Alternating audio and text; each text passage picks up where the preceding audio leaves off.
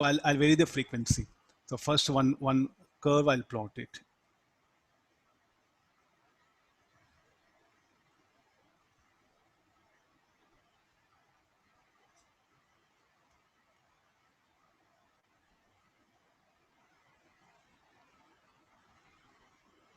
And next, again, I'll bring another one.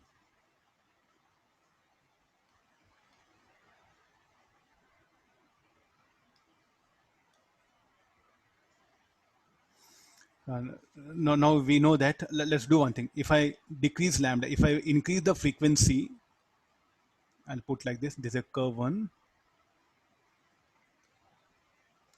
F1 greater than F2. If F1 greater than F2, lambda 1 less than lambda 2. Then kinetic energy K1 should be greater than K2. What should happen to stopping potential?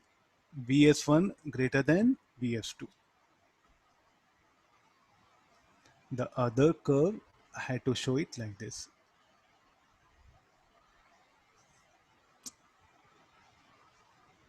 Not parallel, not parallel.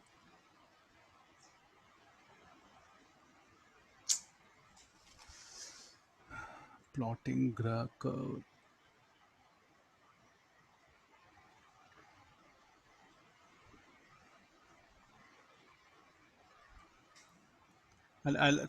Common color, I'll show it. It will be like this. For a given intensity, which one should be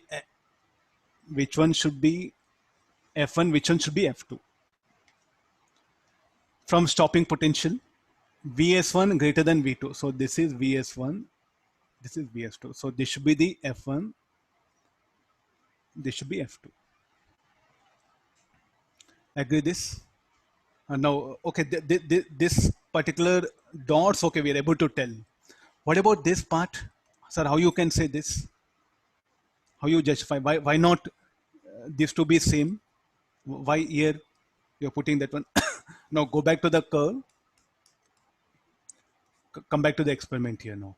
As you decrease the wavelength, frequency or increasing, then kinetic energy of the energy of photon will increase. If energy of photon increases, then Kmax will increase. Then what will happen to the number of photons that are ejected here? As we increase frequency, what will happen to the non-zero kinetic energy electrons? Means those photoelectrons which are ejected with a non-zero kinetic energy, I think their number will increase, no? If we increase the energy of photon, those photoelectrons which are having non-zero kinetic energy, their number will increase. Then non-zero kinetic energy electrons, if they are more, then what happen? With zero potential, more electrons will be striking here. So therefore the current will be more. How to justify this? With potential difference 0, higher frequency, energy of photon will be more. Then number of photoelectrons with non-zero kinetic energy, their number will be more. So therefore now more photoelectrons will strike the collector. Therefore the current will be more. Is it justified? So this is about the for a given intensity. Why again here constant for same frequency? This we have to answer it. So how come you say saturation current will be same? Why not saturation current?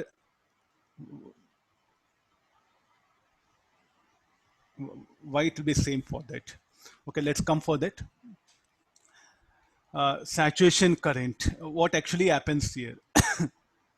The applied potential difference, I think we have to go back to the first diagram. The applied potential difference is such that, I think I need this diagram. Try to see this.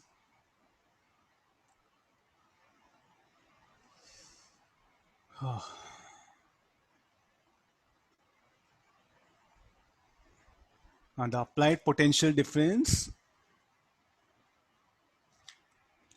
at this particular point we are discussing here now. As you will increase the frequency of the source, what will happen? Energy of photon will increase. If energy of photon increases, then what will happen to Kmax? Kmax will increase. Then with whatever kinetic energy the electron come and strike, finally what will happen? The electron should move at this speed. So the Kmax, will it determine the current in the wire? No. With what kind it comes and strikes, I think that is immaterial. It all depends upon what, like number of electrons striking per second.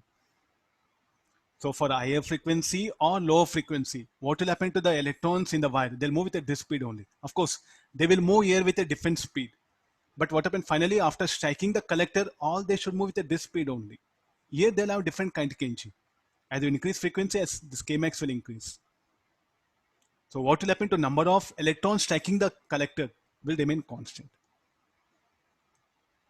If number of electrons striking the collector, they'll strike with a different kinetic energy, but number of electrons striking the collector is constant. Number of charges striking the collector constant. So number of amount of current depends on charge. So rate of flow of charge. So therefore here, so what we can put it, so what we can conclude here is the saturation current is independent of frequency. For different frequencies, for a given intensity, saturation current will be same that one. Of course, Kmax of this electron and here electrons will be different here, but the number of electrons striking the collector will be remain constant. So practically, so here what will happen? So the saturation current what happen will be same, but what about this current? This current will be different here. So are you trying to understand this? Here what will happen? More non-zero kinetic energy electrons are available. That's why more current. What about here? Less non-zero kinetic energy electrons are available, less current. What about here? Any electron ejected, what will happen? They'll be swept towards the collector, no? Irrespective of its kinetic energy.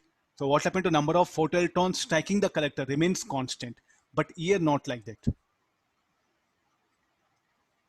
So because current depends upon number of electrons striking the collector. So here number of electrons striking the collector per second is different. Well, it will be same because irrespective of kinetic energy of ejected photoelectron, any electron ejected will be immediately swept towards collector. So therefore, this will be constant. So there's the overall basic idea now.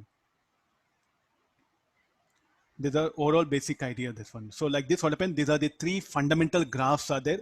All your numericals, they just revolve around with these basic ideas. So, so what you can put explanation for this part of graph. So what we have to write it here? Number of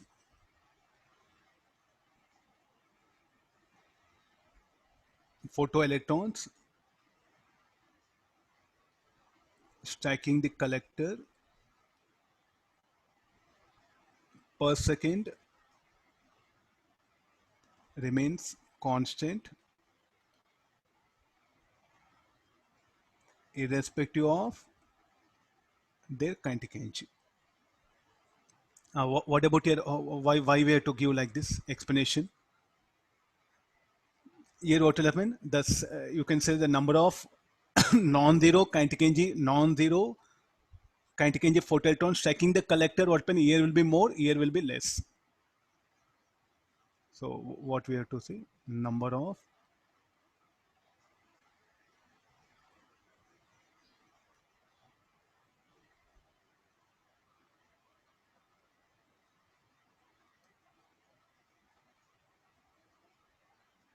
here they are more. So like this, we have to put an explanation here. So got this. So there's a very generalized way. So now everything is all about the numerical. In numericals, what happen? How the cell, external cell is there, how it is connected. I think that will determine what we are going to discuss here. Okay, look at that E bar. Put E bar, that will help you. What part of graph we are discussing that one. And if you change, if the polarity is like this, now if the cell is connected like this, no, then this part of graph is what you have to discuss. If the cell is connected in this way, then this part of graph will come.